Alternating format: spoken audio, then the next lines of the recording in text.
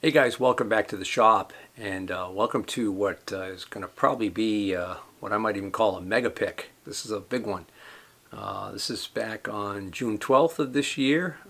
This was a Craigslist listing that I had found. The gentleman was retiring and decided to sell off his tools and had put a number of tools up in a photograph on Craigslist, put some prices down on several of the items that were, reasonable. And I decided to give him a call and ask him, if he possibly had other items. And sure enough, he said he had actually quite a bit more he hadn't listed. He told me if I was willing to come down and take a look, because it was an hour drive for me, actually just over an hour, that he would even be flexible on some of those prices. So I was like, all right, great, let's set something up. So I went down. I ended up spending, I think probably ended up being a total like 4 hours on site, going through boxes and doing some wheeling and dealing, and ended up coming away with quite the hoard. So I think we're going to dive right into this one, because this is definitely going to be a multi-parter. And we're going to start off with the grinding vise that I saw in the photograph that was not, the maker was not identified, and that ended up being a real pleasant surprise. So when I first got to this gentleman's house, he led me into the living room, and on the floor in the living room he had a box, and it had most of the micrometers and indicators and other precision hand tools that he had in the listing. He had those and some other ones in that box. I guess he figured that's what I was mostly interested in looking at, and this vise. So the vise, he had listed this vise for $50, and there was a picture of it, but there was nothing to indicate the maker. So I get there and I take a look at the vise. All right. As soon as I open it up, I'm like, oh, okay. That's got kind of a Hermann Schmidt look to it. And lo and behold, the reason why it looks like a Hermann Schmidt is because it is a Hermann Schmidt. So I obviously immediately said, I'll take that.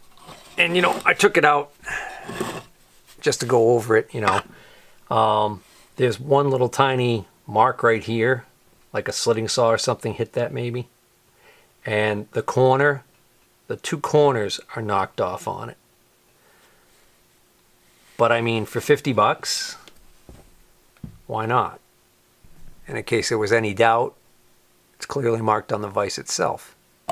So I was already quite pleased. That right there, made it worth the trip, and I had no idea what this was going to lead to. So no sooner do I talk about that I want that one, he says he had a couple others. So that led us to head downstairs to the basement, and down in his basement near his workbench, he had a Kennedy base, a Kennedy riser, 2-draw riser, and a Kennedy 11-draw, like I have, the big one, on top of it. And then over at the at his workbench, up on a wooden shelf, he had, I think he had another riser, and sitting on top of that was a nice looking Gerstner box. And I'll get to that near the end of this series. But for right now, went down there and looked for those vices, and he found this one. And initially we went back and forth, so now we decided to make it a package deal. So initially, when we were trying to come to terms and put together a bundle deal here on this first lot of stuff, which included this Hermann Schmidt vise, this vise that was in this box, and another vise and a couple of things I'm going to get to in a moment. Well, he ended up taking $150 for this lot, because I ended up not being able to find a maker's name on this vise, even though it seems like it's a pretty decent one. There is everything to indicate that this is the original box. It's marked PV200, but also, there we go. Looks like it fell off, but there was a tiny sticker right here, I think, that said India. And sure enough, it is definitely an import. It is, the PV200 is the correct part number for this. This is a TTC brand, which stands for Travers Tool Company. So they just basically have an import vise made for them that they then badge as their own PV200. This is actually still in the Travers Tool catalog right now, and it's $169.99 new. And this one is mint. Nothing wrong with it. Great shape.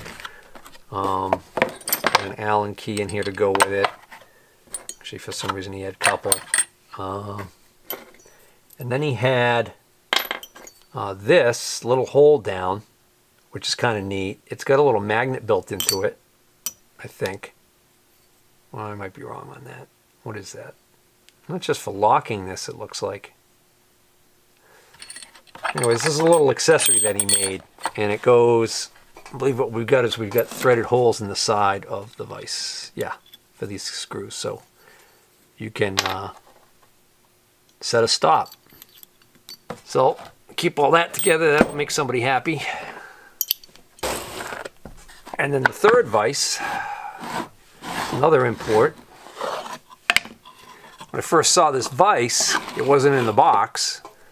I actually wasn't sure. Actually, I think it was in the box, but when I first saw the vise, I thought, well, maybe that's not the vise that belongs in this box.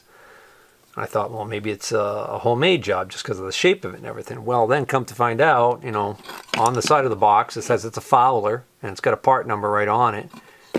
And what I didn't notice at first, and I noticed later, was that sure enough, you can kind of see it. It's silk screen Fowler right on there. The light's got to hit it just right. But it does say Fowler on there for what it's worth. So it's kind of a neat little vise. You know, this is a nice one because it can be tipped up a few different ways. I haven't decided yet. I might keep this one just because I don't think I have one quite this style. So the other two items I was able to get added into this lot and ended up coming to $150 for the whole lot with these two boxes right here. Now this top box, this is a set of Starrett 384 Parallels, and they're kind of nice. They're all clearly marked Starrett. They have some nicks on the edges here on some of these. They're not perfect. For the most part, they're pretty good though. The box is broken. It's kind of beat up. But then he had this set also, and this set is also 384s. Oddly enough though, these have different sizes in them.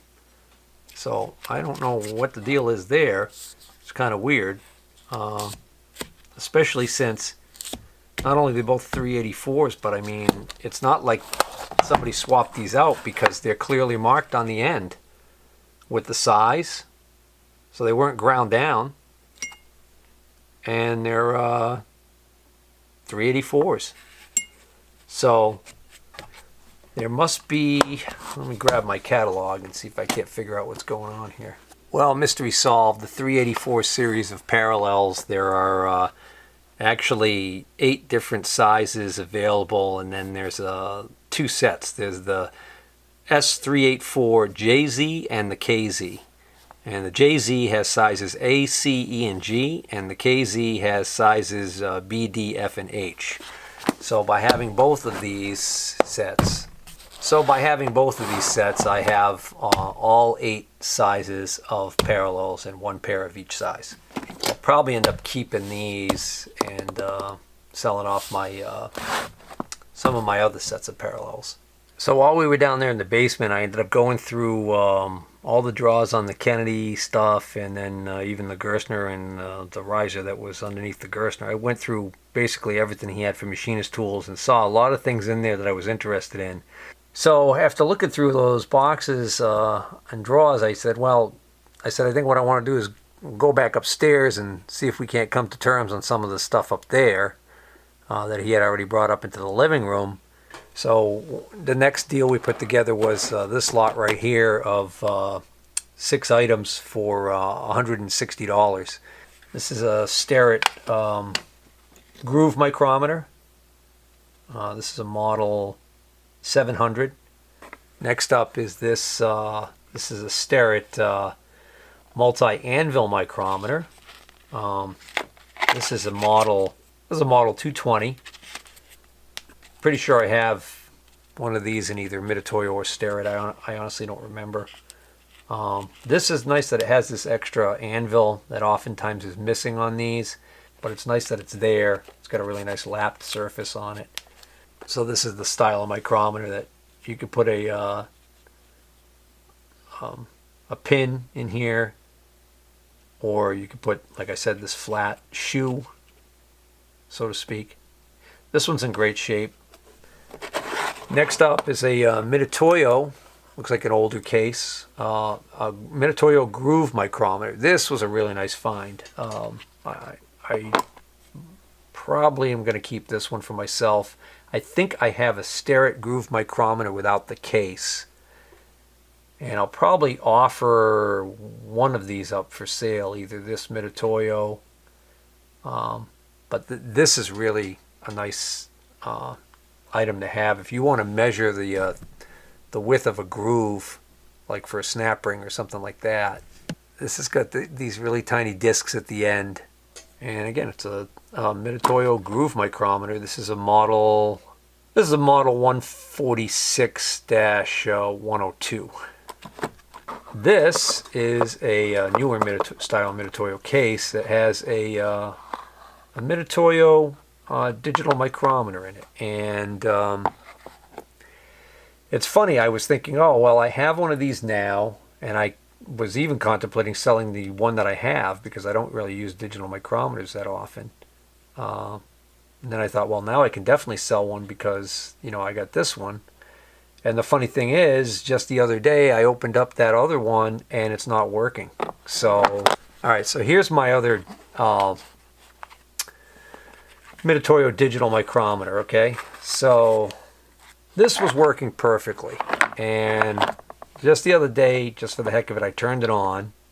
Actually, I took the battery out of it now.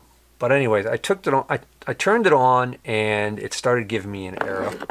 So you notice I just fired it up, put the batteries in, put a battery in it, okay? So watch what happens. When I turn it, nothing happens. It stays at all zeros. And if I try and reset it, I get this E-05, which is error 5. I'm also getting the B for the battery, but I tried a new battery and it still does the same exact thing. And then I went online and started looking around, and come to find out, apparently that E005, that error 5 is a common error on these, and it has something to do with the encoder not getting the signal. And I've seen a couple of repair videos of guys who have actually managed to take these apart and either clean or adjust them so that they work properly. So I might try and do that, because right now it's pretty much a paperweight. But that kind of annoys me because these were working fine. All they were doing is sitting there. They haven't been dropped or abused. They've just been sitting there. And these were either serviced or no. These were certified on April 1st of 2019. So these were calibrated not long ago, and now they're got issues. Which is one of the reasons why I don't really hang on to the digital stuff. Mainly because the batteries go dead just sitting from non-use. Notice there's no off button on these. These basically are the type that when you're not turning the thimble after a certain amount of time, they'll go to sleep.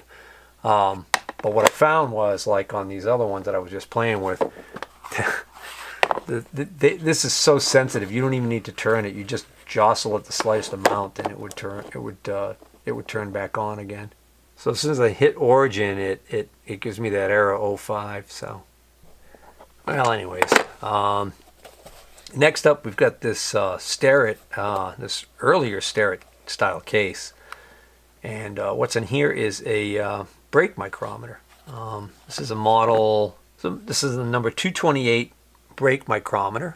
That's what he called it, and I think he's correct.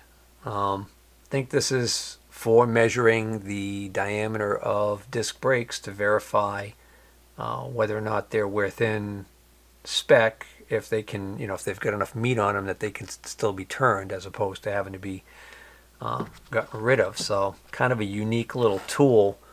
Honestly don't know what the valuation is going to be on that, because I don't know if there's that much use for those now or not. Well, apparently there is still some demand for them. 3 of them have sold on eBay within the past couple months. Cheapest one sold for $65 with no case. This one sold for $95 with the case, and this one sold for $120 with the original box. And the really surprising thing to me is that they're still listed on the Starrett website, and the list price for these are $498. So, yeah, I don't know. I'd be surprised if there's a lot of mechanics that are springing, $498 for a hub micrometer, which is what they're calling this, a hub micrometer. I called it, a disc micrometer, but the same idea. And the final item in this particular lot is this Starrett indicator. This is an electronic indicator, model 2500-5. And it's in excellent shape. It's got all the paperwork with it. I mean, it's pretty clean. And I think he did put a new battery in it. So I don't know if this is one of these wake on... Gotta hit the mode button, maybe. Oh, there we go. That's the off button. And there we go. So you notice, I don't know if you noticed or not, but when I started pushing this in, it doesn't immediately start moving.